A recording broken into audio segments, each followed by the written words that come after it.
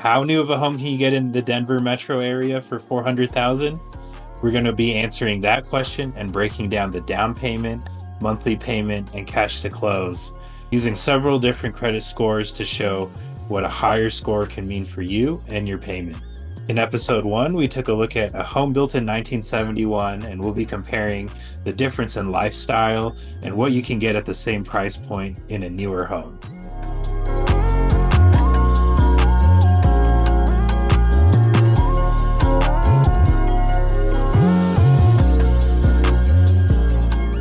So we're looking at a listing that's just 20 minutes north of 16th Street Mall in downtown Denver in the Welby-Thornton area.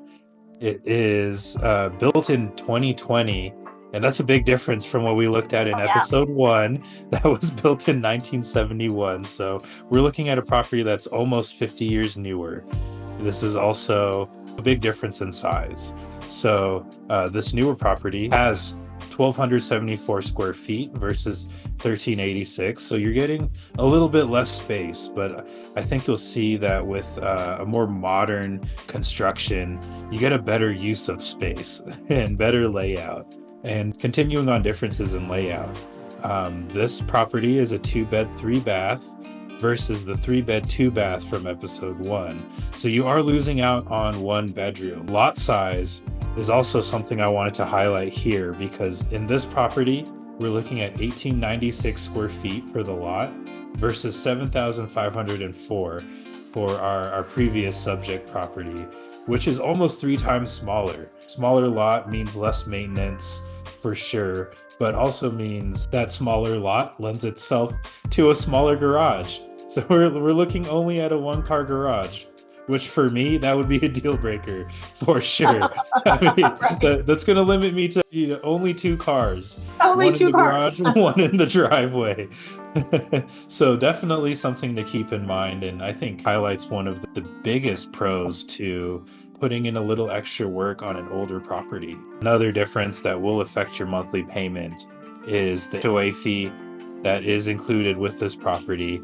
It's $255 a month or $3,060 a year. But with that HOA fee definitely comes some perks. So that this neighborhood does have a clubhouse, features a fitness center, pool and hot tub. It's convenient access to the new light rail station, also a 5-minute drive to the Thornton Sports Complex. The one downside that I will point out about this lot is being a townhouse and where this one's positioned, not being an end unit, it does have 2 shared walls. So you don't have that complete privacy you do with the previous property.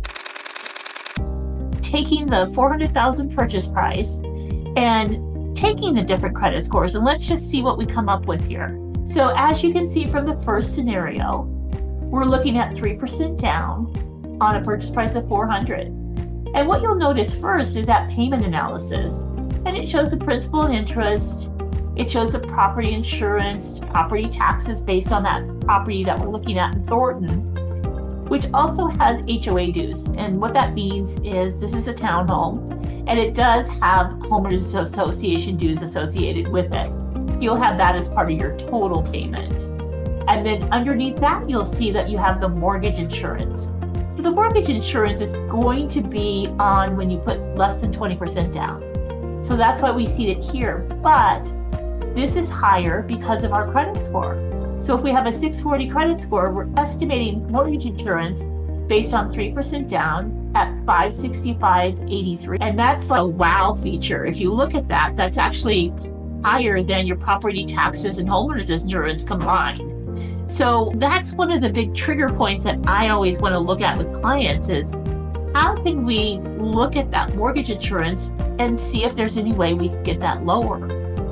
What I'm looking at here is your closing costs and prepaids. With the 3% down, we're looking at total cost of about $19,771. And that's with the down payment, closing costs, and prepaids. When you look at the closing costs and prepaid, you're going to see that we have standard closing costs and prepaid items that are related to getting a mortgage. Title insurance, appraisal, recording fees, underwriting, doc prep fees, things like this that we need for closing costs. And And then for prepaid items, you'll also see that we start up with collecting your first year's homeowner's insurance policy, as well as prepaid interest from the day you close to the end of the month. And then we start up your escrow account.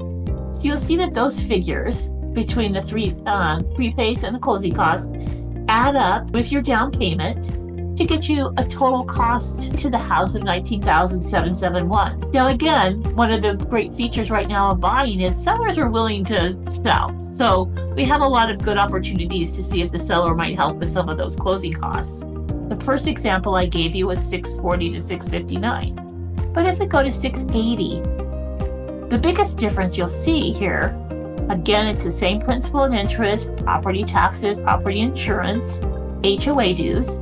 But look at that mortgage insurance. It drops by almost $300 a month, which is amazing. Again, that goes back to your budget, back to looking at the house payment a little differently. And it shows you're at like $3,294 instead of over $3,500. So by doing a little tweaking, and we'll talk about that in just a moment, again, we can get that payment down. What you're also going to see here again is you're going to see roughly the same cash to close, $19,771. So again, with just improving your credit score by 40 points, mid, meaning the middle score that we come up with is 40 points higher, we can get to a payment that's almost saving you $300 a month.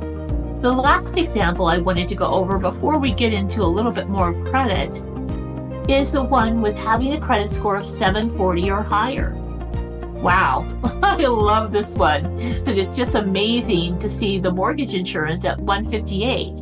We started at $565 and now we're down to $158. That's over savings of $400 a month. And again, that payment's down to $31.33. Same scenario. You'll see again that the cash close is right about $19,751. It's a little bit lower just because this also gives you a little bit lower interest rate too when you're looking at a higher credit score. There's so many different ways that I can help you. I have lots of services that I use to help with credit scoring. One of the big features is let's just look at it together. Let's just go through it. Let's just make sure it's accurate. What I'm finding is that a lot of times some things are just not accurate and we can get rid of those pretty quickly. The other thing is let's see what we can and can't do based on your circumstances. And it's so important just to get to the basics and start from there and just build on that if we can. These are great options that you have for payments. And I totally love working with clients in their credit because I know the impact it will have as you look further down the road with looking at houses. Absolutely. And that's one thing I definitely think makes your service stand out and your approach to caring for your clients stand out is that she's right there making sure that you're comfortable, understanding your emotions, how you're feeling about, and the strain that putting in this work on your credit is having on your life. Because she has that sensitivity, she's able to make it work seamlessly with your lifestyle. Listen, thank you for saying that. I love that. And that's why you and I partnered up, because we have that philosophy. I want to make it personal because credit is, you're vulnerable. You feel at risk when you talk about your credit. Somebody's going to judge you. It's not what we're here for. We're here to see what we can come up with and just talk through things. It's all about talking through and just understanding the whole process. Two very different properties at the same $400,000 budget. So what if you're curious about getting into a home that you can renovate and add value to? In our next episode, we'll be looking at a home in need of updates, also its potential after repair value, and how you can fund a purchase along with those repairs.